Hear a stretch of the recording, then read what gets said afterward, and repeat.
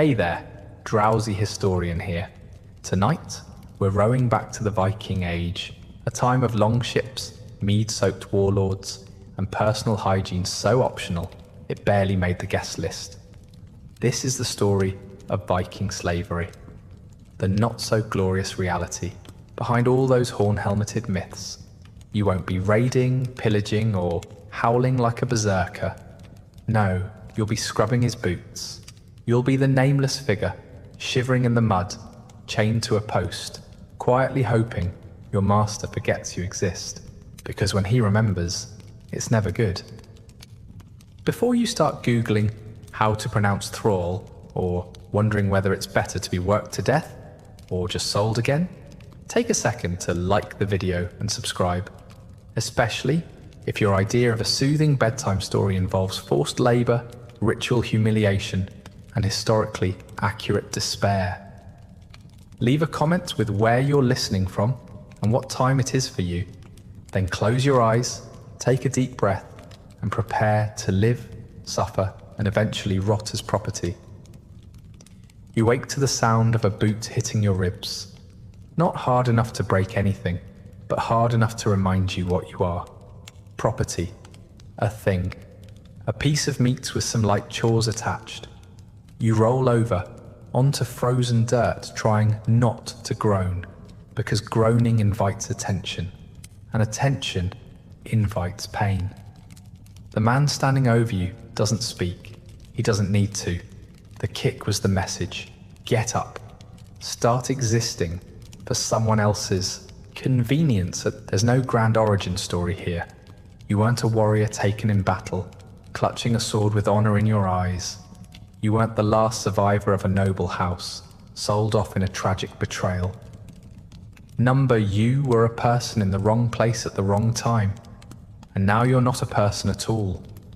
You're a thrall, a Viking slave. You eat what you're given, sleep where you're allowed, and speak only when spoken to, preferably in a tone that doesn't irritate anyone important. The term thrall sounds dramatic, almost romantic in an Old Norse way, but that's just branding. In practice, it means you have no rights, no choices, and no future. You do what you're told, or you suffer. Sometimes you do what you're told and suffer anyway.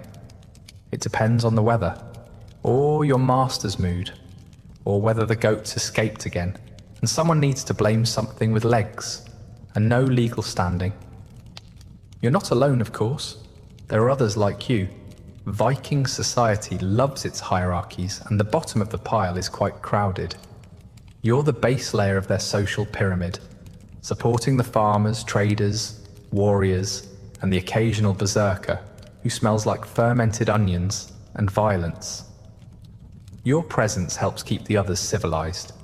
Nothing makes a free man feel freer than watching someone else get whipped for forgetting to stir the porridge.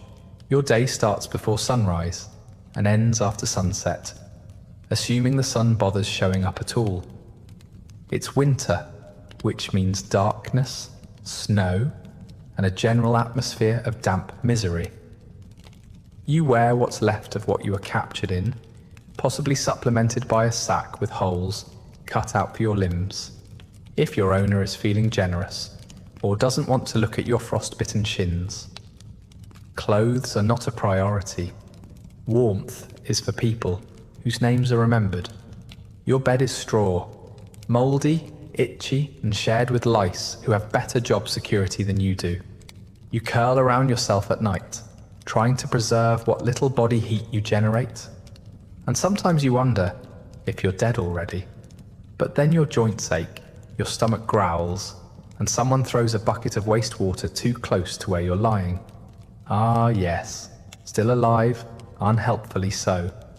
You don't get paid, obviously, but you might be rewarded with extra scraps or not getting beaten for a day. It's all very motivational. You learn to measure success in small things, not being called a dog today, getting to eat something with texture, not being accused of cursing the goats just because you looked at them wrong. That last one really stuck with you. The language barrier is also fun. You don't speak Old Norse, or if you do, it's a butchered version you've picked up from curses, insults, and shouted orders. No one's teaching you grammar. They want you obedient, not eloquent. You respond to gestures, tone of voice, and the looming presence of a club. Communication, in this setting, is mostly about avoiding pain. You have a name, probably, but no one uses it. Your master calls you boy, girl, or sometimes just snaps his fingers. If you're lucky, he gives you a nickname based on whatever task you perform most often. Bucket, rags, muck. It's a kind of poetry. You used to flinch when you heard your real name in your dreams. Now you barely remember it. That was someone else, someone with dreams and family and hope. You've since upgraded to a life of strategically lowered expectations. You try not to make eye contact with the freeborn unless they want something. Being noticed is rarely good. Sometimes they like to remind you what you are, shove you, insult you, use you as a demonstration. It's not personal. They treat livestock the same way, but unlike the cow, you can understand what they're saying, and you know when to flinch. The cow has a simpler life, really. Every now and then, you think about escape, but you don't know where you are. You don't know who to trust, and your chances of surviving alone in the freezing wilderness are slightly lower than your chances of being adopted by Odin and elevated to godhood. Besides, you wouldn't get far with frostbitten feet, no supplies, and a face everyone in the village associates with "don't let that one leave." So you don't run, you endure. Because that's what thralls do. You swallow your pride, your pain, and your identity. You work until your hands bleed, then you work some more. You sleep when you can, eat what you're given, and try not to die in a way that inconveniences anyone. That would be rude, and somewhere deep in your skull a tiny, useless part of you still hopes. Not for freedom. You're not that delusional. But maybe for a day without kicks, a day when no one remembers you exist, a quiet, forgettable day, the best kind. Your arrival wasn't dramatic. There was no fanfare, no shouting of prices, no auctioneer banging a gavel. That's too organized, too theatrical. You arrived like livestock, shoved off a ship, dragged through a muddy port, and delivered like a sack of turnips that unfortunately breathes. If you stumbled, you were prodded forward. If you fell, someone kicked you until you got up again. No one explained anything. They didn't need to. Everything you needed to know was written on the faces around you. You're not a person anymore. The journey here was its own kind of horror, of course, packed into the belly of a ship that stank of sweat, salt, and someone's last meal making a reappearance. You were chained next to strangers, other captives, criminals, or simply unlucky people from unlucky villages. Food came irregularly, water even less so, and sleep was the thing you did when you passed out from exhaustion. You don't remember how many days it lasted. Time blurred into a continuous loop of hunger, cold and silence, broken only by coughing or whimpering. But now you're here, somewhere in Scandinavia, probably. You haven't seen a map, and no one's exactly handing out welcome brochures. What you do know is that the people around you are taller, louder, and more comfortable with violence than anyone you've known before. They walk with confidence, speak in clipped commands, and look at you the way a butcher eyes a pig that's a bit too skinny.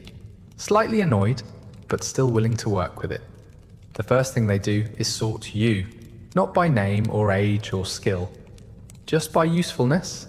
Strong ones go one way, pretty ones go another. Old or injured, straight to the back, if not to the ditch.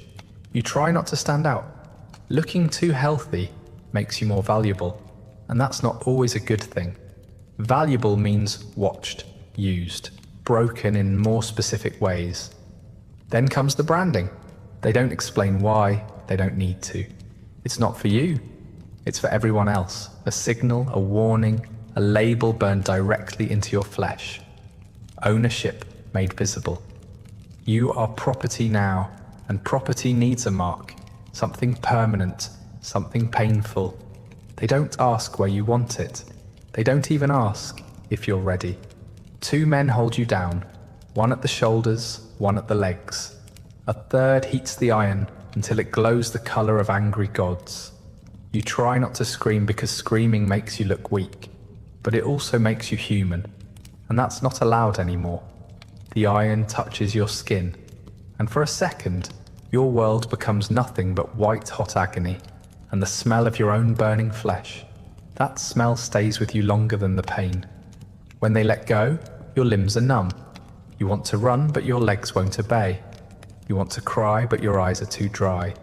What you do instead is collapse into the dirt and stare at nothing. Around you, others get the same treatment. Some sob, some pass out. One girl vomits and gets slapped for it. The man with the iron doesn't flinch. He's done this before. He'll do it again. Later, they'll tell you, if anyone bothers to talk to you at all, that your new brand means something. A symbol of the household that owns you. A sign of who you belong to. Like a cattle mark, but more poetic. You don't ask what the mark looks like. It doesn't matter. You'll never see it. It's behind your shoulder, or on your upper arm, or maybe your chest if someone was feeling especially cruel that day. All you know is that it hurts when you sleep on it, and people look at it before they look at your face. You might get a collar too, not always. Depends on the owner. Some prefer subtlety, a whispered command, a quiet threat. Others like their dominance loud and visible. A leather strap around your neck does the trick. It chafes, of course, especially in the rain. But complaining is out of the question. The collar isn't for your comfort, it's for theirs. Once branded, you're no longer a stranger. You're a fixture. You belong here, in the worst possible way. The freeborn children will point at you. The neighbours will nod politely to your owner and avoid looking at you directly. The other slaves will glance at your mark, judge your pain tolerance, and silently welcome you to the invisible community no one talks about. At night, when you lie awake trying not to shift against your raw skin, you wonder if the worst is over. It's a nice thought, comforting, naive. You don't realize yet that the branding was just the introduction, a ceremonial unpersoning to make what comes next easier for everyone. Now they don't have to remind themselves you're lesser. They've literally carved it into you. Tomorrow you'll start your duties. You'll be beaten if you do them wrong, and possibly beaten if you do them right. Your body will adapt. Your mind will bend. You'll become what they need you to be. Silent, obedient, unremarkable. That's survival now. Not living, surviving, like a branded goat with just enough sense to keep out of the way. The brand itches as it heals. You try not to scratch. Infection would be seen as laziness, and laziness is seen as defiance. And defiance gets punished. You'll learn, quickly, or not at all. Your role is assigned with all the warmth and ceremony of sorting firewood, a quick once-over by someone who doesn't care if you have a name, a soul, or any prior experience, followed by a vague gesture and a barked order. That's it. Congratulations. You now have a purpose, or rather, your body does. You're either going to spend your days indoors, enduring the whimsy of your master's family, or outside, locked in a losing battle with the elements, livestock, and a hoe that was last sharpened in the time of Odin. If you're sent into the house, don't get excited. House slave doesn't mean pampered. It just means that instead of frostbite and cow dung, you get smoke inhalation and daily humiliation. You'll spend your hours stoking fires, hauling water, grinding grain, and being close enough to your owners that they can hit you without walking too far. You're expected to be invisible until needed and perfectly attentive at all times, like furniture, but with more potential for mistakes. There are perks to being inside, sure. You're less likely to freeze to death, for one, and occasionally you get scraps from the table, which is thrilling when you compare it to the boiled roots and thin porridge served outside. But the trade-off is visibility. House slaves are under constant watch. Every move, every sound, every sigh is a potential offence. You'll be expected to anticipate needs you weren't told about and blamed for problems you didn't cause. Forget to refill the firewood? That's a beating. Spill a drop while serving ale? Another beating. Breathe too loudly near the Lord's daughter? Well, that one depends on the daughter, but it usually ends badly for you. Then there's the smiling. You'll be expected to smile, or at least not look too miserable. Misery, after all, is contagious, and no one wants to catch it during dinner. You'll be the background noise of comfort, the warm hands, the quiet footsteps, the obedient presence that makes the family feel superior without having to think about it. And should you make the mistake of being too good at your job, of seeming too clever or too aware, they'll remind you quickly and painfully that cleverness isn't your role. Your role is to serve, not to think. Leave the thinking to the people who own things. If you're assigned to the fields, the expectations are a bit clearer. Don't die and keep the crops from doing the same. You rise with the sun or before it, and you work until your back is a tapestry of dull aches and muscle spasms. You till, plant, weed, harvest, carry, drag, and sweat. Lots of sweat. Even in the cold, it finds a way. And if you're lucky enough to be working with animals, you also get the added joy of dodging hooves and shoveling manure. No one monitors your facial expressions out here. That's a bonus. You can scowl all you like. So long as your hands don't stop moving, you're not required to speak unless spoken to, and even then, grunts are perfectly acceptable. There's a sort of freedom in the field, a grim, exhausting kind of freedom where you can hate everything out loud as long as you do it while lifting something heavy. The food situation is worse, of course. You're lower on the totem pole out here, and your meals reflect that. A cold bowl of barley mush, maybe with a hint of onion if someone was feeling festive. But at least you're not serving that food to someone who will criticize how you stand while holding the tray, and you're far less likely to be summoned for special duties, which is the polite way of saying being abused in more personal ways by someone who thinks your silence is part of the furniture. Of course, the two roles sometimes overlap. You might be a house slave who gets sent to the fields as punishment, or a field slave brought inside when someone dies, or runs away, or is deemed too hideous for indoor duties. You don't get to choose. Assignments change based on the moods of your superiors, the harvest schedule, or whether the dog looks hungry and someone decides it's your fault. And in both roles, you're reminded constantly that you're replaceable. There's always another captive, another peasant's child, another debt-born soul who can take your place. The only thing keeping you alive is your ability to be slightly more useful than inconvenient. You learn quickly what tasks buy you silence, which chores keep you ignored, and being ignored is a luxury in your world. Eventually, your body starts to adapt. You build calluses. Your knees stop aching mostly. Your hands bleed less when they split. Your back only screams in the morning now. You move through your duties with mechanical efficiency, never too fast, never too slow.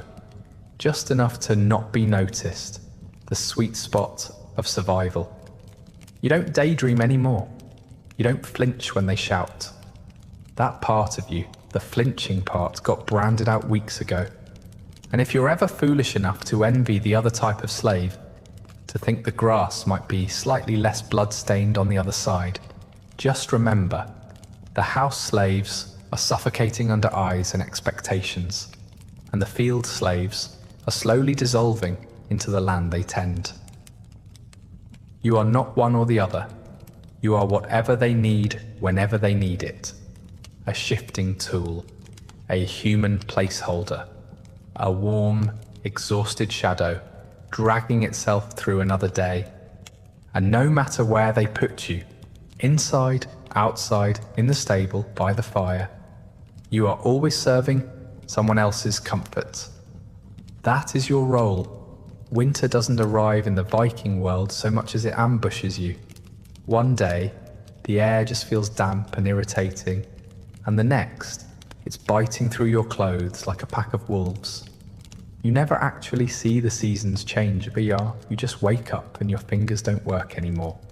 Then your toes, then, eventually, your entire body starts negotiating with you. Do you really need to feel your limbs? Are ears a priority? What about your nose? Maybe that can go. As a thrall, you don't get winter gear. That would imply someone cared whether you survived. The freeborn have furs, cloaks, wool layers, and boots that aren't made of thin regrets and worn-out hope. You have whatever you were wearing in autumn, now stiff with frozen sweat, patched with whatever scraps you can find, and layered with a fine coating of smoke, ash, and desperation. Your blanket is a thin sack that smells like mold and dogs, and your bed has transitioned from uncomfortable to mildly lethal. The wind is its own character in this season, not just cold, but spiteful. It snakes through the cracks in your shelter and slaps you awake at night, as if offended that you tried to rest. Indoors or outdoors, it finds you. There's no such thing as being out of the wind when you're a slave. The best you can hope for is being out of the wind enough that you don't lose a toe this week. Your hands are the first to go. The skin cracks, then bleeds, then scabs, then reopens. You try to wrap them in cloth, but the cloth gets wet and freezes to your skin. You'd complain, but your voice would just freeze halfway out of your throat and drop to the ground like a broken icicle. Besides, no one's listening. Everyone's cold. It's just that you're colder. Fieldwork doesn't stop in winter. It just gets crueler. You haul firewood, break ice to get at frozen water, tend to livestock that are somehow warmer than you despite being covered in filth.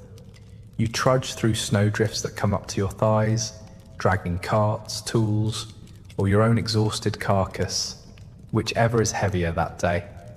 Every chore takes twice as long and costs you 10 times the energy, but your overseer's patience doesn't stretch with the daylight. He still expects the same pace, or faster. After all, you'll warm up if you move faster. House slaves don't fare much better. Inside the longhouse, the fire helps, sure, but it also creates a lovely indoor fog of smoke, soot, and barely breathable air. Your lungs burn as you hunch by the hearth, not for comfort, but because you're turning the spit or feeding logs into the flames, while everyone else enjoys the warmth with their backs. You get the side that's good for slow cooking and eye irritation. And even if you catch a moment by the fire, don't linger. Get caught warming yourself too long, and you'll be accused of slacking, of stealing heat, of pretending to be human. A quick cuff to the back of the head usually resets your priorities. Heat is for the freeborn. You're here to manage it, not enjoy it. Then there's the illness. Colds, fevers, infected wounds. Winter is generous like that. Once the snow falls, so do the weak. And you do your best not to be one of them. Because if you get sick, you don't get soup and rest. You get kicked out into the snow and told to get over it. If you're lucky, someone throws you a rag to cough into. If you're not, they just replace you. There's always another thrall somewhere, one with slightly better lungs and slightly less frostbite. Nighttime is the worst. The cold settles in your bones and refuses to leave. You curl into a fetal position, trying to preserve warmth like it's the last coal in a dying hearth. Your breath comes out in little clouds and you learn to count them just to pass the time. 1 cloud for each second you haven't frozen to death yet. Sometimes the silence is broken by someone crying. Sometimes someone doesn't wake up. You don't ask questions. You just shift to the warmer spot. Sleep is a gamble. If you sleep too deep, you might not wake up. If you don't sleep enough, you'll collapse tomorrow. Either way, you lose. You learn to drift in and out, half conscious, half frozen, wrapped in shivering like a second skin. You dream of fire, not cozy fire, just anything that burns. A burning building sounds like a vacation at this point. The funny thing is, your body starts to adjust, not in a healthy way, just it stops bothering to protest. You're always cold, so cold becomes your new baseline. Shivering becomes muscle memory. You forget what it's like to have sensation in your fingers. When someone mentions spring, it sounds like a myth, a cruel story told to trick the weak into hope. Eventually, the sun stays up a little longer. The snow softens, the mud returns, and with it, a new set of miseries. But winter leaves its mark. Your joints ache in ways that won't heal. Your skin is a patchwork of calluses, cracks, and scars. And your spirit, well, it's buried under layers of frost. You kept it alive, barely, like an ember under ash. But you made it. You survived another winter. That's what they'll say anyway. Survived. As if survival was a prize and not just the consolation for everything you lost along the way. There is no formal handbook for Viking slave discipline. No list of rights or warnings posted on the wall.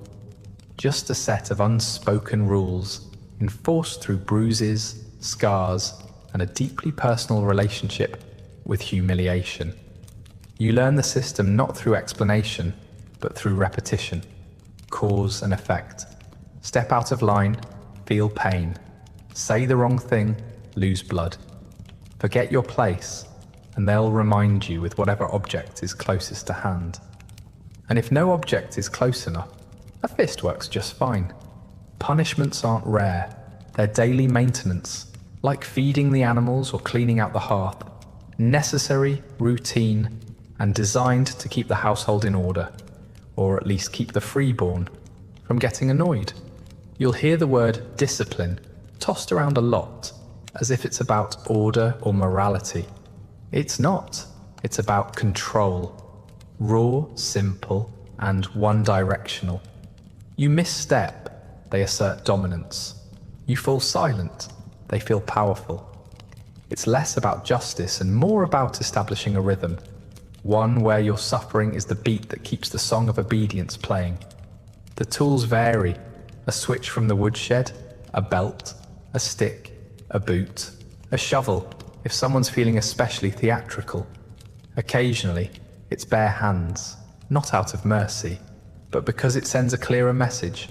No buffer, just skin on skin. You'll come to know the preferences of each household member. Some like to shout before they hit, others do it quietly, with a grim efficiency that somehow feels worse. A few enjoy the spectacle. They make you kneel first or apologize or cry. It's not about correction, it's about performance. There's a particular kind of silence that falls just before punishment. You'll learn to recognize it, a shift in posture, a tightening of the jaw, that awful pause when someone decides whether your mistake is worth making an example of. If you're lucky, they walk away. If not, you brace for the worst. And it always comes. Most punishments aren't for disobedience, they're for inconvenience. You moved too slowly, you spilled something, you looked wrong, someone else made a mistake, and you were standing nearby. Or someone had a bad day and you were the nearest breathing object. In those moments, you're less a person than a pressure valve. Your pain is how they let off steam. Public punishment is especially popular. It reinforces the hierarchy, keeps the others in line. A beating in front of the other thralls reminds everyone where they stand, or kneel. Sometimes you're paraded around with a mark of shame. A shaved head, a collar tightened to choking, a tunic stained with something foul and sticky that you're forbidden to wash. Nothing kills pride like becoming the day's entertainment. And if the master really wants to make a point, they'll tie you up and leave you on display. Not for hours, for days. Rain, snow, sunburn, insect bites. These are part of the sentence. They call it pillaring, though it rarely involves an actual pillar. More often it's a post in the yard or a tree in the pasture, where the crows can watch you suffer. You'd think disobedience would be met with harsher punishment than incompetence, but it's the reverse. Disobedience implies intent, and intent requires thought, which is dangerous. So they don't punish you more for defiance, they extinguish you. Runaway slaves get no second chances. If caught, they're crippled, hamstrung sometimes, literally, or marked with a hot iron across the face. Not just branded this time, mutilated, permanently. It sends a message to everyone else. This is what hope costs. Women, of course, get an entirely separate set of torments. If a female thrall disobeys, the punishment often comes in the form of assault dressed up as discipline. It's about ownership, not justice. About reducing you further, reminding you that your body is not yours. Not for warmth, not for comfort, and certainly not for safety. Some punishments are purely psychological. Your food is taken away for a day, or a week. You're made to sleep outside while others are indoors. You're isolated, ignored, treated like a ghost that still has chores. They don't have to hurt you physically every time. They just have to make you afraid. Afraid to speak, to rest, to make eye contact. Fear is its own leash, and you wear it well. But the worst punishments aren't violent. They're strategic. You're offered kindness, then it's ripped away. A warm piece of bread, then a slap. A compliment, then silence. They train you with inconsistency, like a dog. Keep you off balance so you never know what's coming. Praise starts to feel like a threat. Smiles make you flinch. That's how they keep you in line. Not with constant pain, but with unpredictability. It's more effective. It breaks you slower. Eventually you internalize it. You flinch before the blow lands. Apologize before you know what you did. You anticipate punishment like weather. Unpleasant, inevitable, and completely outside your control. It becomes part of your routine. Wake, work, wince. You survive by learning the rules, or more accurately, by learning that there are no rules. Just whims, moods, and the occasional illusion of order. The only real law is this: they can hurt you, and you can't stop them. And so you become small, quiet, predictable. You fold into yourself like parchment in the rain, because control isn't just something they take, it's something they make you give up, willingly, bit by bit, until there's nothing left to punish, only a shadow that does what it's told. The gods are everywhere here. Odin, Thor, Freya, and all the rest, carved into wood, painted onto shields, and muttered in curses whenever someone stubs a toe or drops a bucket. There's a story for everything. Lightning? That's Thor showing off. A good harvest, Freya smiled on the land. A slave dropping dead in the snow? Clearly, the Norns wove a weak thread. Everything has a divine explanation, except your existence, which is conveniently left unaddressed. You are not included in their pantheon. You're not even included in their religion. The Norse gods are very interested in warriors, nobles, and the occasional goat, but not in you. You're not a chosen one. You're not a blessed one. You're not anything, really. Just background noise. The gods here reward strength, bravery, cunning, traits you're not allowed to show. You live in fear, not faith. And your prayers? If you still bother with them, don't make it past the smoke hole in the roof. If you came from a Christian village, which many thralls did, this entire spiritual arrangement is especially awkward. You might have grown up hearing about mercy, salvation, and a God who loves all his children. That story doesn't travel well. Here, mercy is a sign of weakness. Salvation is just dying faster. And love, well, let's not get carried away. The Viking gods don't love you. They barely tolerate their own followers.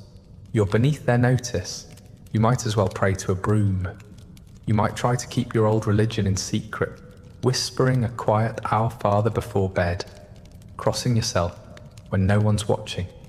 But be careful.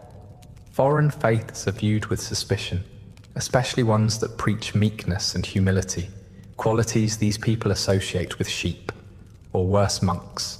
You've seen what they do to monks. Spoiler, it doesn't end in a friendly theological debate. If you're caught practicing your faith, you won't be burned at the stake. That's too dramatic and expensive. But you'll be reminded physically that your God doesn't rule here. They might mock your rituals, tear your cross from your neck, or force you to take part in their festivals, just to watch the discomfort on your face. It's entertainment, really. A reminder that belief, like everything else, has a hierarchy. Religious festivals in this land are less like sacred gatherings and more like controlled chaos. Blood, feasting, shouting, and the occasional animal sacrifice. You don't get to join in, of course. You get to clean up afterward. If they're feeling generous, you might be allowed to watch from the edges. Not as a guest, but as a cautionary tale. See that one? Doesn't even believe in the gods properly? That's why his life looks like that. Sometimes they'll drag you into the ritual anyway. Not because they care about converting you, but because bodies are useful. Someone needs to carry the offerings, sweep the bones, scrub the altar. And if you flinch when they slit the throat of a goat or smear blood on their own faces, that's just proof you're still clinging to your soft, foreign ideas. You'll be scolded for disrespecting their gods, the same gods who sanctioned your enslavement. If you try to understand their myths, it doesn't help. They're proud of them. Tales of gods who lie, cheat, shapeshift, and occasionally seduce horses. You're supposed to find this inspiring. You don't, but you nod along anyway, pretending you see the wisdom in Odin gouging out his own eye for knowledge, while your own master can't be bothered to wash his feet. Even the concept of the afterlife offers no comfort. Valhalla is not for you. That's for warriors who die with a sword in hand, roaring defiance as they bleed into the mud. You, on the other hand, will die with a broom, a limp, and maybe a crust of bread still in your mouth. There is no glorious feast waiting for you, no Valkyries to scoop up your soul and carry it to eternal revelry. The best you can hope for is hell, the cold, unremarkable afterlife reserved for those who died pointlessly, which feels fitting. Eventually you stop thinking about religion, not because you've stopped believing, but because belief starts to feel like another chore. Another thing you have to manage, hide, protect. There's no spiritual reward for suffering, no divine rescue, just the same grinding misery, day after day, and the knowledge that no God, old or new, seems particularly interested in intervening. You stop asking why this is happening to you. You stop looking for signs. Your suffering is not a test. It's not redemptive. It's not meaningful. It's just efficient. That's what belief erodes into under this system. Something dry and brittle, a dull ache rather than a guiding light. Something you tuck away in your mind like a keepsake from a life that no longer exists. The freeborn sometimes talk about fate, about how the gods weave every soul's path before birth. If that's true, yours was woven by someone drunk, blindfolded, and possibly bored. But it doesn't matter. You still wake up, you still work, you still kneel. Faith, if you still have any, becomes a quiet thing. Not hope, not trust, just a whisper into the dark. A habit. And like everything else in your life, even your religion isn't really yours anymore. It belongs to them, or it's ignored by them, or worse, it's used against you. Because in this world, belief is not sacred. It's just another collar. Your day begins before the sky bothers to light up. Not with a gentle nudge or a soft bell, but with the sound of someone shouting, stomping, or throwing something unpleasantly close to your head. You wake up stiff, cold, and sore in places you didn't even know could ache. Your joints creak like old wood, and your stomach has already started complaining. Not that it's going to be addressed anytime soon. You don't choose your chores. Chores choose you. Or, more accurately, whoever shouts first does. Some days you haul water from the well, heavy, sloshing buckets that bruise your thighs and freeze your fingers. Other days you muck out animal pens, scraping frozen manure into piles that will be used to fertilize crops you'll never be allowed to eat. You might be sent to the woods to collect firewood, a deceptively simple task that involves trudging through mud or snow, dodging low branches and trying not to die from exposure before you make it back.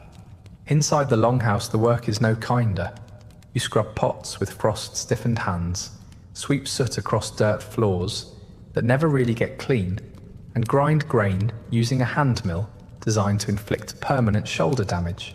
If you're skilled or unlucky, you might be tasked with preparing food, which means standing near warmth but not enjoying any of it. You stir, chop, and taste nothing.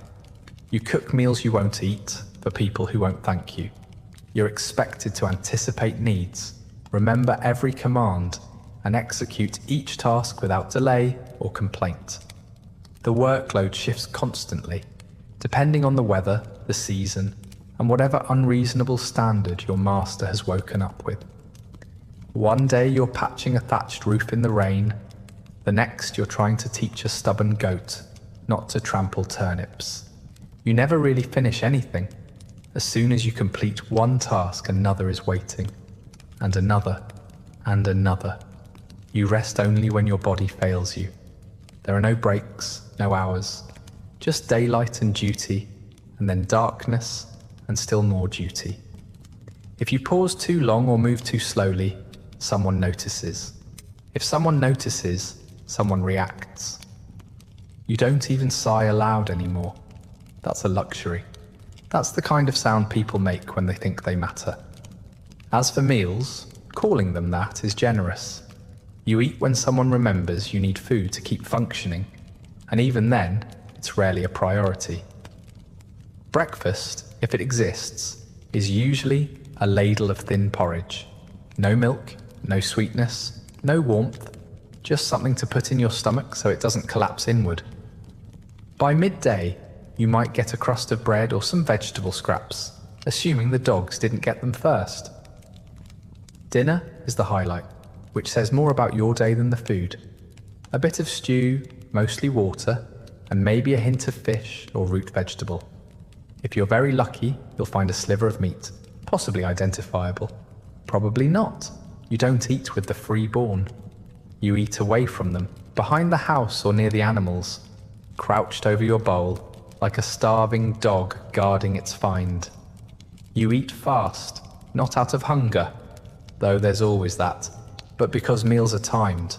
Take too long, and you're accused of idling. Eat too slow, and someone else might decide they want your portion. Sometimes you don't eat at all. Maybe there wasn't enough. Maybe you displeased someone. Maybe they just forgot. Hunger becomes a background hum, a constant pressure in your ribs. It sharpens your senses at first, then dulls them. Eventually, it becomes part of you, like the cold, the ache, the dread. You dream about food more than anything else. Not feasts, not banquets, just enough. A full bowl, a warm loaf, even the things you used to hate. Turnips, gristle, onions, now appear in your dreams, like cherished friends. There's no conversation at meals either, not between thralls. You might whisper, trade bites, pass along gossip if you're bold, but mostly you eat in silence, because speaking risks attention, and attention risks punishment. The food doesn't taste like much, but you've learned not to care. At this point, nourishment is measured in spoonfuls, not satisfaction. When food runs low, and it always runs low, You eat less. That's just how it works. The freeborn don't. Their portions stay the same. Yours disappear like smoke. You're expected to function anyway. No one recalibrates your workload to match your starvation level. You still carry, scrub, chop, drag. The body just learns to do it, slower, shakier, with more internal negotiation. You know not to ask for more. That's not how this world operates. Need is not a reason. Hunger is not an excuse. You eat what you're given, and you're grateful for it. Not because you actually are, but because it's safer to pretend. Gratitude is another performance you learn, like obedience, like silence, like breathing without taking up space. By nightfall, your limbs are heavy, your stomach is mostly empty, and your brain is a fog of fatigue. You've completed dozens of tasks, none of which will be remembered. You've consumed just enough calories to do it all again tomorrow. There's no end to the chores. They don't get easier. They don't get lighter. You just get more efficient at them, or more numb. Eventually, the difference stops mattering. There are laws in this society, quite a lot of them in fact, meticulously crafted rules about land, inheritance, honor, and blood debts. Entire assemblies gather to discuss them, the thing they call it, where free men debate justice with great seriousness and slightly less soap. They recite codes, cite precedents, and settle disputes over cattle, insults, and boundaries. It's all very orderly, very civilized. Unless you're a thrall, in which case none of it applies to you. You're not a legal person, you're property, like a sheep, or a fence, or a particularly useful log. When the law looks at you, it doesn't see who you are, it sees who owns you. You have no right to speak at the thing, no right to make a case, file a grievance, or object to your treatment. If someone injures you, they haven't committed a crime. They've damaged someone's possession. If someone kills you, well, they might owe your master compensation. You, of course, get nothing. You're dead. This arrangement isn't accidental. It's by design. A tidy hierarchy reinforced by tradition, religion, and cold economic logic. The law exists to protect order, not individuals, and certainly not the kinds of individuals who sleep in barns and don't get last names. If anything, the law makes it easier to control you. It's a leash dressed up in parchment, a system of rules that excludes you while pretending to include everyone. Even crimes committed against you are filtered through your owner. If someone assaults you, it's only a problem if your master cares enough to press the matter. Most don't. Sometimes, they even blame you for getting in the way of someone's fists. If someone else's thrall injures you, your master might grumble about the loss of productivity, but don't expect restitution. At best, you'll be patched up with a rag and told to walk it off. At worst, you'll be punished for making a scene. And should you pass it in a moment of madness or desperation, try to use the law in your defense. It backfires spectacularly. Accuse a free person of wrongdoing, and they'll laugh. Accuse your master, and you'll be beaten for slander. The idea that a thrall could have a case is almost funny. Your suffering isn't injustice, it's routine. You've seen the law in action. You've watched your owner settle disputes with other men over things like stolen livestock or damaged fences. They speak with authority. They invoke witnesses. They leave with resolutions, sometimes enforced by fines, sometimes by swords.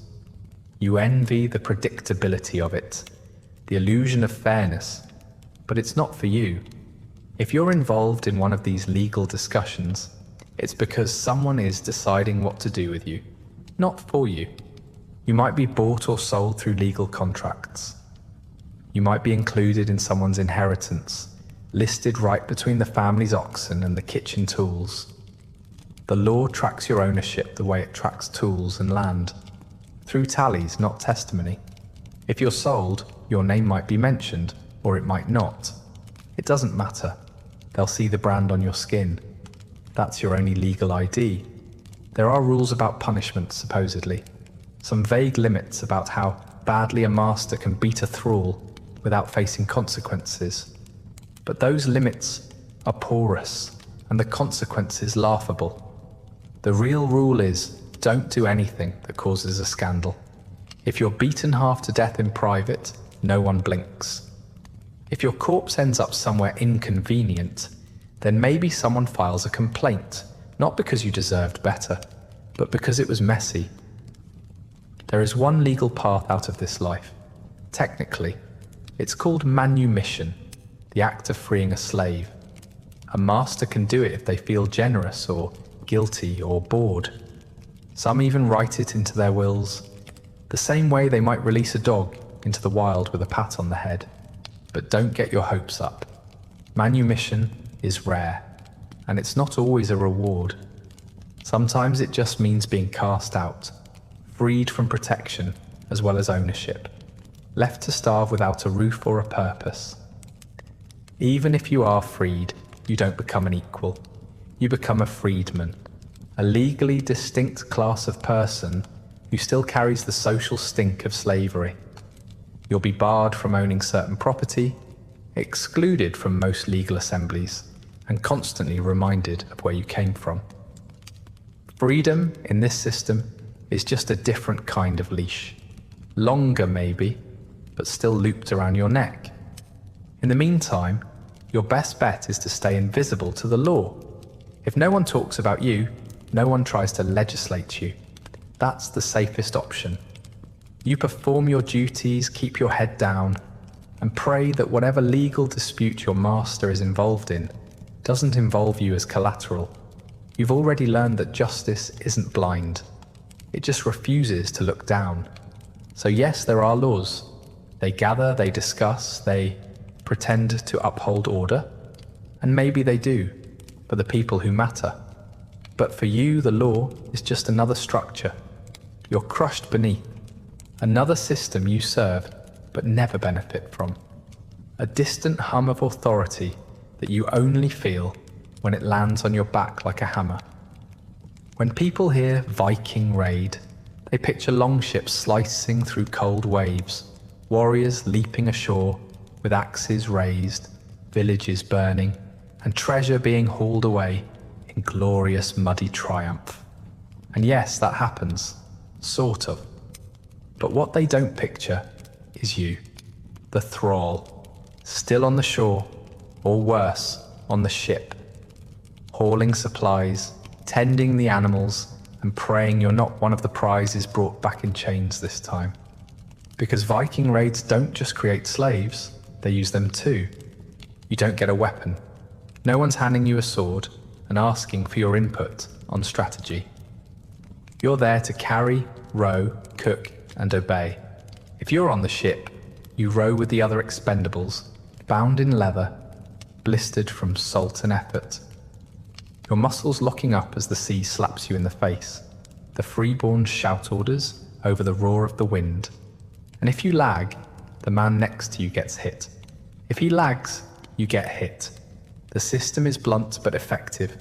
Sometimes you're left behind, not out of kindness, but because they need someone to stay and tend the homestead while the raiders are off plundering. You feed the animals, guard the tools, and pretend the women and children left behind won't turn on you if things go bad.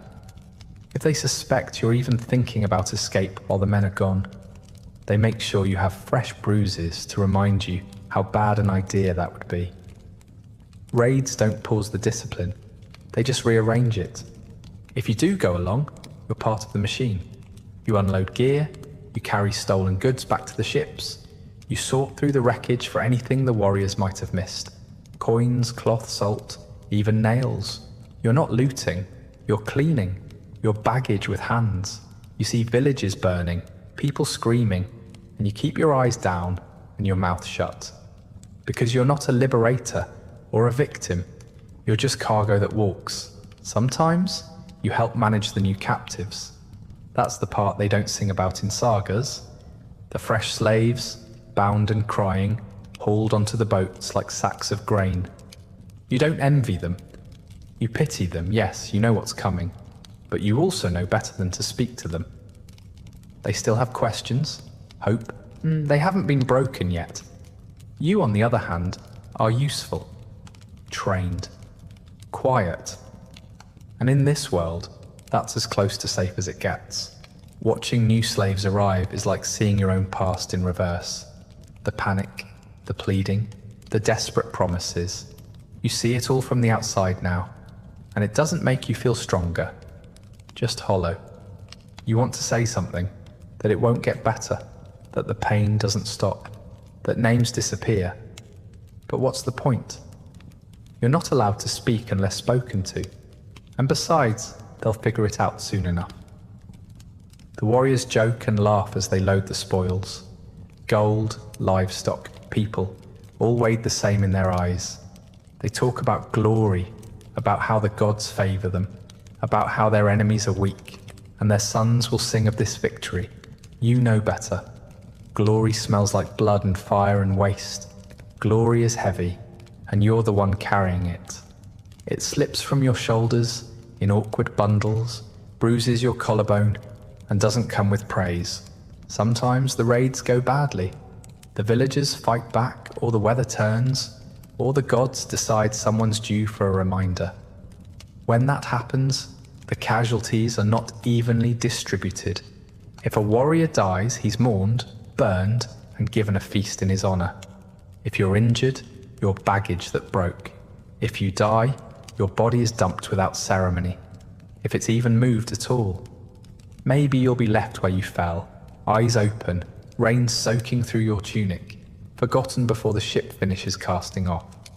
If the ship is damaged or the retreat is disorganized, you're the one pulling double. You row harder, carry more, run on less. No one thanks you. You're lucky if they don't blame you. Slaves are convenient scapegoats when things go wrong. And once you're back home, bruised and exhausted, there's no rest. The tasks resume as if nothing happened. No one debriefs the thralls. No one asks how the raid felt from your side. You'd think, witnessing so much violence, you might become numb to it. But numbness isn't guaranteed. Sometimes it seeps in slowly, a quiet fog that keeps you from retching at the sight of burned flesh or shaking at the sound of screaming. Other times, you feel everything. You dream of the faces, the ones that look like yours, the ones you loaded like cargo, watched vanish into lives you wouldn't wish on anyone. They haunt you, not because you hurt them, but because you couldn't help them, because you knew exactly what was waiting. Viking raids sound like grand adventures to the people who don't do the rowing or the cleaning or the dyeing. To you, they're just another form of labor. Just more proof that no matter where you go, the hierarchy follows. You are not a raider. You're not a victim. You're not a witness. You're a shadow stitched to the edge of war. Dragged along, shoved aside, and swept back under the rug once the blood dries. And the worst part, you start to get good at it. Carrying, loading, surviving. You learn when to look away.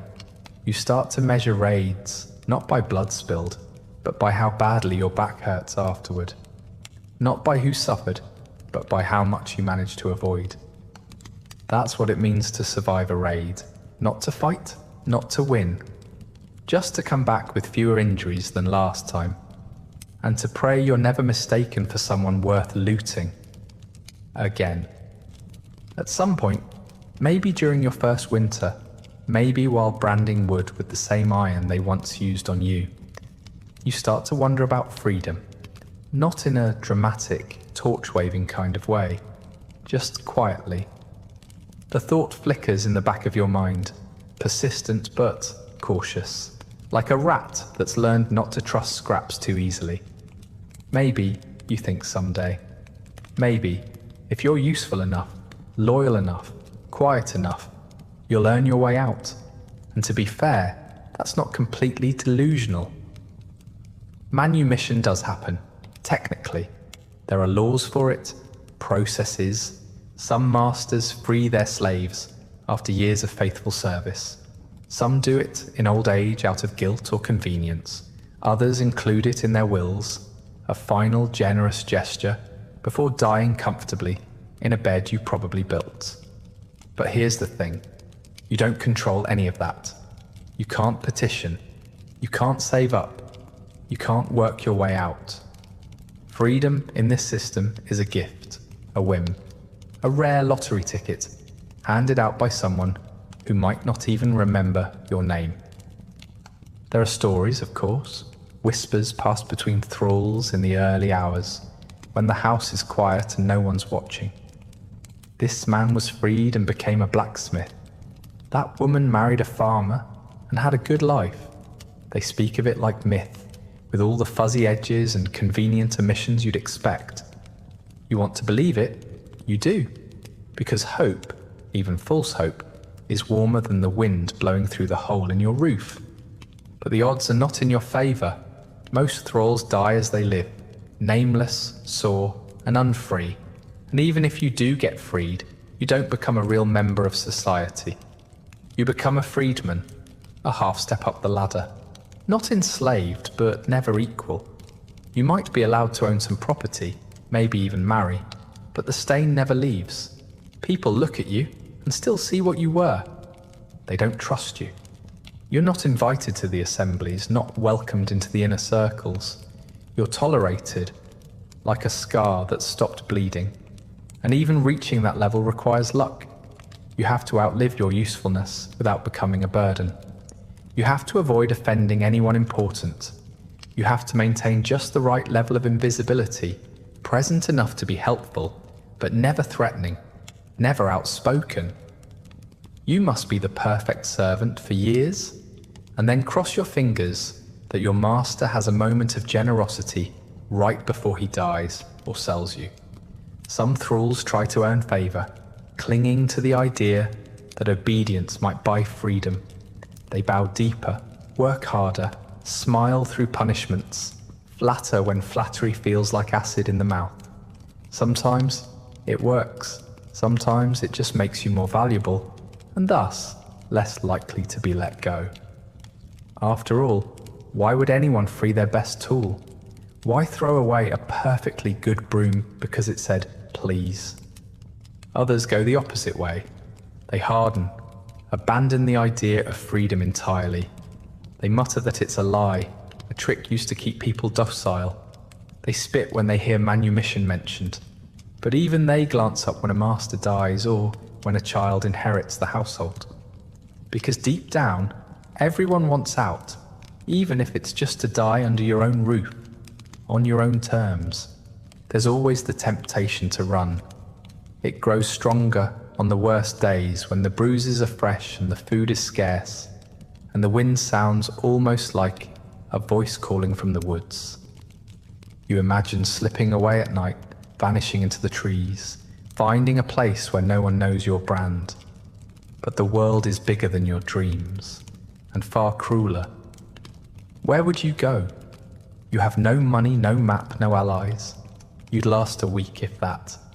And if they caught you here, and they usually do, the punishment would make branding feel like a handshake. So you stay, you work, you endure, and that tiny ember of hope, that flicker of maybe, it doesn't go out. But it does dim.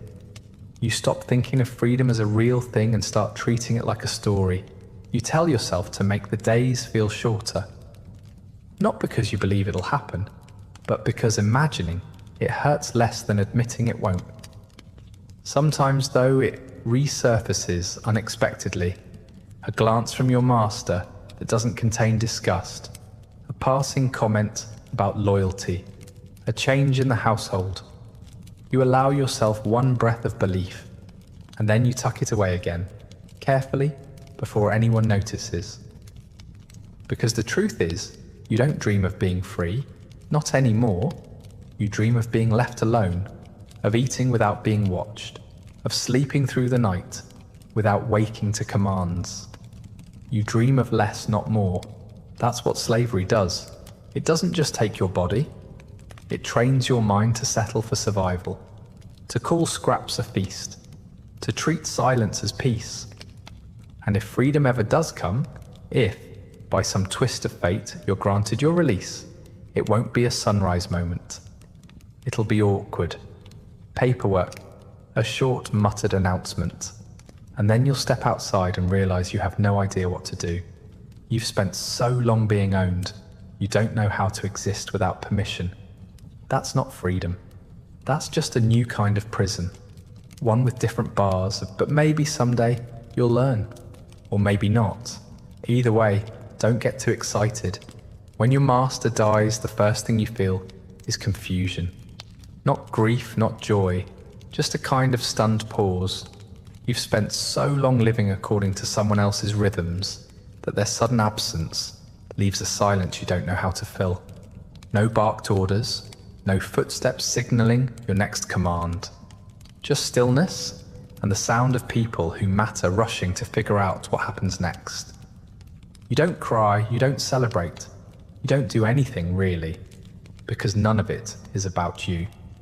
The master's death may have been dramatic, a fall, a fever, a drunken accident with an axe, or it may have been quiet and slow, wrapped in furs and herbs. Either way, he dies as a free man, surrounded by ceremony. His family gathers, his name is honored, and his property is inventoried. You are part of that inventory. There's no will to read aloud for your benefit. If there is one, it's read behind closed doors. If you're mentioned at all, it's in the same breath as livestock, the black-haired one in the kitchen, or the older field hand. You are appraised, not mourned. The family speaks of you like a burden or a windfall, depending on your usefulness and how many mouths they already have to feed. If you belong to a particularly cruel master, some of the other slaves might allow themselves a moment of silent satisfaction, but only for a moment, because cruelty may have been painful, but it was familiar, predictable, and now everything is uncertain. You've seen what happens when power changes hands. Sometimes the new owner wants to prove a point, assert control. Sometimes they want to clean house, literally and metaphorically. And you're just standing there, holding a broom and wondering if you're next on the list of things to discard. There's a chance, however small, that your master's death leads to manumission. Maybe he promised it. Maybe he even wrote it down. But don't count on it. Promises made to slaves are easily forgotten, especially by grieving relatives eyeing the estate. Unless you have powerful allies, which you don't, or witnesses who are willing to speak up, which they won't, your freedom, if once offered, will be quietly erased.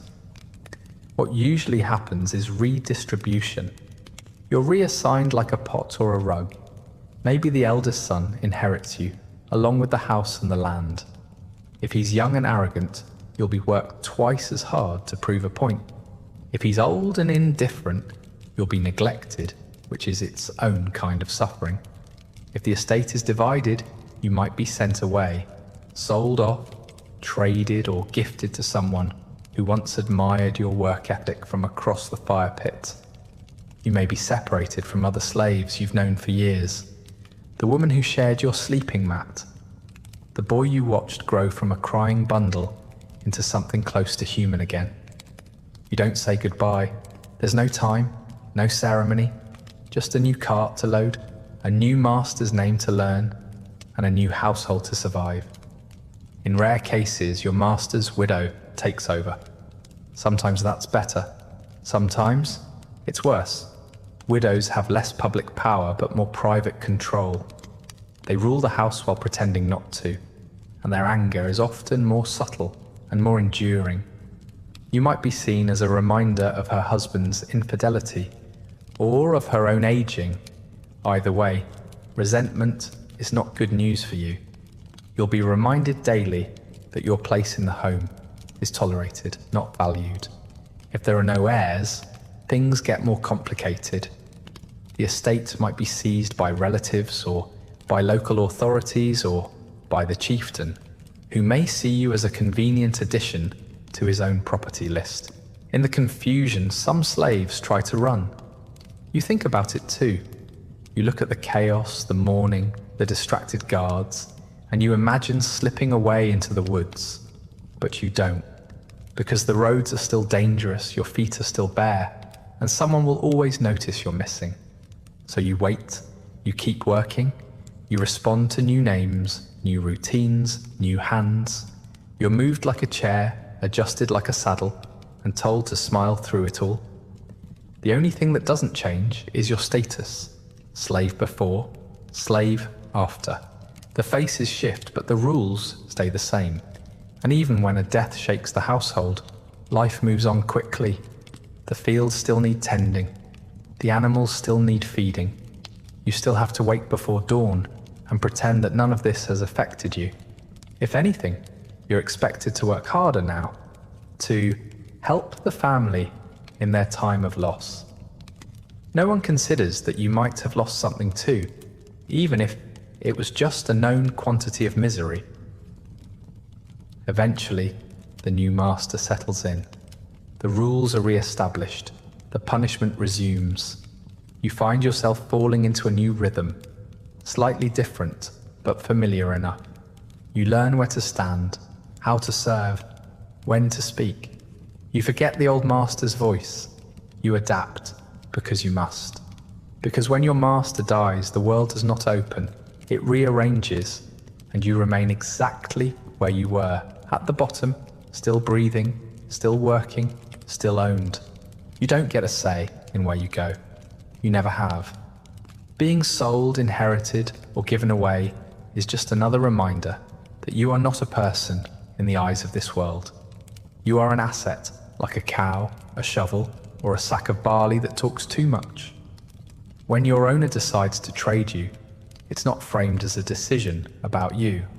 It's framed as convenience, debt repayment, or a gesture of goodwill to someone more important. You're moved the same way furniture is moved, without warning, without ceremony, and without anyone asking how it feels. Sometimes the sale is quiet, a hushed negotiation in the back room of a longhouse, sealed with a nod or a handshake. One day you're in the fields, minding your own business, and the next you're handed to a stranger like borrowed tools. Other times it's public, part of a larger trade or settlement. Maybe it's a feast day, and someone is showing off their wealth by acquiring new thralls. You get inspected like meat at a market. Teeth checked, arms flexed, scars noted. No one speaks to you directly. They speak about you, over you, around you, never to you. You learn quickly that being sold isn't necessarily better or worse than staying put. It's just different. A gamble you never asked to make. Some new masters are indifferent, some are worse, and a rare few are slightly less cruel. You don't get to choose, of course. You just hope that the new household doesn't include a drunk uncle, a sadistic overseer, or too many bored adolescent sons. You pray that the food is tolerable, the roof doesn't leak too much, and the rules are consistent enough that you won't get punished for breaking ones you didn't know existed. The journey to your new home isn't comfortable. If you're lucky, they put you on a cart. If you're not, you walk through forest paths, across frozen streams, over jagged hills. You carry your own belongings, which is to say, nothing. Maybe a ragged cloak or a wooden bowl, if someone didn't think to reclaim it. You eat what you're given, when it's given. You sleep on the ground, if it gets dark, and you arrive sore, hungry, and already behind on expectations you haven't yet learned. If you're inherited rather than sold, the process is more insulting, but less painful. You're passed on like an old tool, part of someone's estate, shuffled along with their sheep, bowls and debts. Maybe you go to a son, maybe a cousin, maybe a new wife inherits you from her late husband and decides you don't match the decor. It all depends on which name appears beside yours on the ledger. Not that you ever see it. Inheritance brings its own problems. New masters often feel the need to assert control early, remind you that even if you belonged to their father or uncle before, now you belong to them. Some will try to break you all over again, even if you weren't resisting. They want obedience with their stamp on it. They don't want a slave. They want their slave. And if that means beating you on the first day, or renaming you to something more convenient, so be it. Sometimes you're split from people you've lived with for years. Fellow thralls, people who shared your fire at night. The girl you once helped during childbirth. The boy who limped after frostbite took part of his toe. You've survived together, laughed a little in stolen moments, shared what little food or comfort you had. Now you watch them disappear over the horizon, sold to someone else, or staying behind while you're hauled away. You don't get to say goodbye. The people in charge don't understand why you'd want to. There's a myth that being sold means you're strong, capable, valuable, that you're worth something.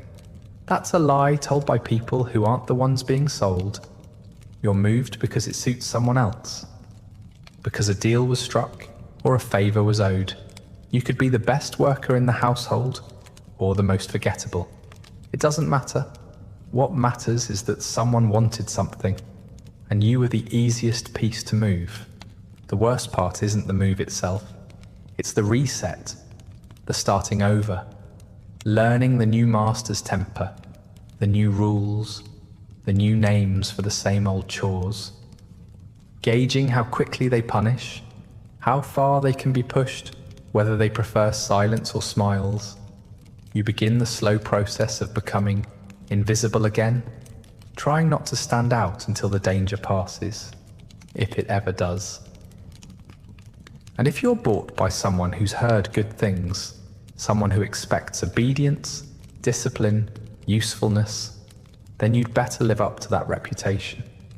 Because failing to meet expectations you didn't set is a fast track to suffering.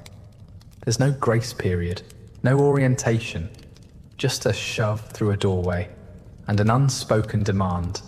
Prove you were worth the price. So you do what you always do. You lower your eyes, you nod, you listen, you start over. Because being sold or inherited doesn't free you. It doesn't change your status. It just shifts the weight. A new hand gripping the leash. A new voice calling your name. Or more likely, calling you boy, girl, thing, or nothing at all. You keep moving, because that's all you've ever done. Not forward, not upward, just elsewhere. And wherever you go, the work waits. The rules wait, the silence waits. The only thing that doesn't wait is you. Because no one ever asks if you were ready. You don't grow old gracefully as a Viking slave. You don't retire, reminisce, or sit by the fire with a warm drink and a wool blanket. You just wear out, slowly, quietly, like a tool that's been overused and never sharpened. Aging isn't a phase here. It's a problem, one your owners notice long before you do. The moment your steps slow or your grip weakens, you've crossed an invisible line, from useful to maybe not worth keeping. It starts small, a knee that doesn't quite bend all the way, a shoulder that locks up in the cold. You grunt when you rise, wince when you lift, and find yourself taking longer to finish tasks that used to be automatic. You try to hide it. You move a little faster when someone's watching. You shift weight to the other leg. You lie about pain, or just pretend not to hear the question. Thralls don't get sympathy. They get replaced. There's no medical care for you. Not really. If you're lucky, another slave might know some herbs or how to wrap a wound without making it worse. But there's no doctor, no rest days, no easing back into work. You get hurt, you're expected to heal on your own time. And if you don't, well, that's not anyone else's concern. You'll still be sent to the field, still be told to haul water, still be shouted at when you fall behind. Injury is a constant risk. One bad step, one kick from a horse, one slip with a blade, and you're out of commission. But out of commission doesn't mean off the hook. It just means the work gets harder. You might be limping, bleeding, half conscious, but the chores keep coming. You'll drag yourself through them, because not doing so means punishment. They won't stop beating you just because your ribs are cracked. If anything, they'll do it harder for being inconvenient. Some injuries never heal. You learn to live with them. The twisted ankle that never quite untwists. The deep cut that reopens every winter. The crooked fingers from that time you dropped a pot and were taught a lesson. These aren't things that earn you pity. They're reminders, evidence that you've survived this long. Or, from the master's point of view, signs that you're nearing the end of your usefulness. As you age, everything becomes heavier. Not just the buckets and the firewood, but the days themselves. The mornings take longer to warm your joints. The nights are colder, longer, and harder on your bones. You sleep worse, you wake sorer. Your dreams, once filled with vague hope or escape, become more practical. A softer bed, a quieter day, fewer stairs. You stop thinking about freedom and start thinking about knees. Your appearance changes too. Your hair thins, your teeth loosen, your skin cracks and scars over. You look in reflective water and barely recognize the face staring back. Not because you've changed so much, but because no one has called you by name in years. You've become the background, part of the furniture, an old tool in a box no one opens unless absolutely necessary. If you were born into slavery, aging is all you've known. If you were taken into it, you remember a time when your body worked better, when you could run, lift, laugh without wincing. That memory fades though, not all at once. It wears down like the rest of you. Every season smooths out the edges of who you were, until you forget too. Eventually, the younger slaves pass you. They're faster, stronger, less broken. They carry what you can't, reach what you won't, and understand that age is not a shield. If anything, it makes you more vulnerable. You might resent them or envy them or pity them for what's coming, but mostly you keep your head down and pray they don't get you reassigned for being too slow. You're not old enough to be spared, just old enough to be ignored. No one announces your decline. There's no meeting, no warning, just a gradual shift. Fewer tasks given to you, less eye contact, less expectation. Until one day, someone asks why you're still here at all. And that's the real danger. Not aging, but being noticed as someone who's aging. That's when talk of selling you, trading you, or simply casting you out begins. They might not say it to your face, but they don't have to. You hear it in the way they stop correcting you, in the way your name, if you still have one, vanishes from their mouths. The very thing you've spent your life trying to achieve, invisibility, predictability, quiet survival, turns on you when your body can't keep up. You've made yourself easy to ignore, and now they do, until you're too broken to be worth keeping. What happens next depends on the master. Some will let you linger, working small tasks, quietly fading. Others will find a reason to get rid of you. Maybe you'll be sent to a poorer household, one that'll accept your cracked hands in exchange for a lower price. Maybe you'll be left behind in the cold one morning, while everyone else walks on. Or maybe, if you're really lucky, they'll stop giving you orders, not out of mercy, but because they've already decided you're done. And when that day comes, you won't be angry. You'll be tired. Tired in your bones, in your chest, in whatever part of you still dares to feel. Because aging doesn't kill you. It just takes away your usefulness, one piece at a time, until the only thing left is silence. And still the chores go on, even if you don't. You don't die dramatically. There's no battle cry. No last words whispered into the wind. No soft bed. No priest. No family holding your hand. You die the way you lived, quietly, in the margins, without ceremony or notice. One day your body just gives out. Maybe it's the cold, maybe it's an untreated infection, or a fall, or your heart deciding it's finally had enough. Whatever it is, it doesn't feel important. Not to them. When it happens, you're still working, still trying. You're hauling water or shoveling snow, or struggling to lift something that was always just a bit too heavy. Maybe you slip. Maybe you cough, and then you don't stop coughing. Maybe you just sit down for a moment and never get back up. You tell yourself it's fine. You just need a minute. But minutes pass and so does everything else. No one notices right away. People pass you by, assuming you're resting, or lazy, or sulking. Eventually, someone kicks your boot, or shouts your name, or whatever name they used for you. You don't respond. They frown. They kick harder. When you still don't move, they curse and call for someone to drag you out of the way. That's the moment your death becomes real to them. Not when your soul left your body, but when your body became an inconvenience. There is no mourning, no ritual, no grave marker with dates etched in stone. If someone digs a hole, it's out of necessity, not respect. If they don't have time, you might be wrapped in old cloth and dropped into a pit at the edge of the forest, or into a shallow ditch behind the stable. Maybe the dogs sniff around first. Maybe they don't bother.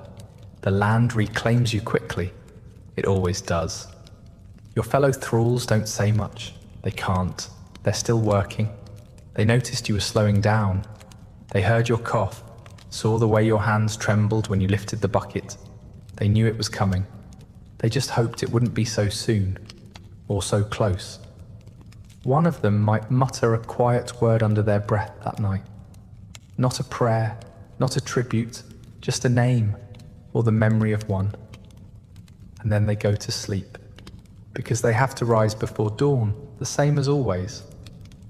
The household doesn't pause. No one mentions you at breakfast.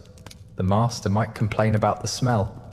If your body was found indoors, the lady of the house might make a remark about needing someone else to sweep the hearth. That's the extent of your eulogy. Your death isn't a loss. It's a vacancy. Your possessions, such as they were, are taken without ceremony. A cracked bowl, a patch of cloth, maybe a ragged blanket that barely kept the wind out. Someone else gets them now, or they're thrown into the fire if they're deemed too filthy to reuse. You are erased in minutes, faster even than it took to forget your real name. You won't be remembered. There are no songs for you, no lineage to record your deeds. The children you might have had, if they weren't sold or starved or beaten into silence, will grow up knowing only what the collar taught them, that silence is safer and hope is expensive. Maybe they'll live long enough to die the same way, maybe not. Either way, no one's keeping records. Your story ends the same way most of them do, with a whimper, not a cry, a sigh that no one heard, a task unfinished, a body unclaimed. You were born somewhere else. You were someone else. You had a voice once, dreams maybe, but the years ground those down to routine and obedience. And eventually, even death feels like just another chore you didn't get to finish. If anyone remembers you in the weeks that follow, it's as a cautionary tale. Don't get sick like the old one. Work faster than she did. You become an example, a lesson, a void that others are expected to fill. Your body might be gone, but your absence still gets measured. In chores undone, in roles reassigned, in silence filled by the next person in line. Time moves on, the seasons change, the snow melts, a new thrall is bought or taken. They sleep in your old place, wear your hand-me-downs, take on your chores. They don't ask about you. Why would they? They're too busy trying not to meet the same end. They'll learn the same lessons you did. Maybe faster, maybe slower, but they'll get there. And that's the final truth of your life. You are not the main character, not in anyone's story. You were a line in someone else's ledger, a shadow in someone else's home. You lived, you suffered, you died. And then the world kept turning, utterly unimpressed by your endurance. But still for a while, you were here. You did the work, you felt the cold, you remembered your name even when no one else did. You mattered, if only to yourself. And that, in this world, was the closest thing you ever got to freedom.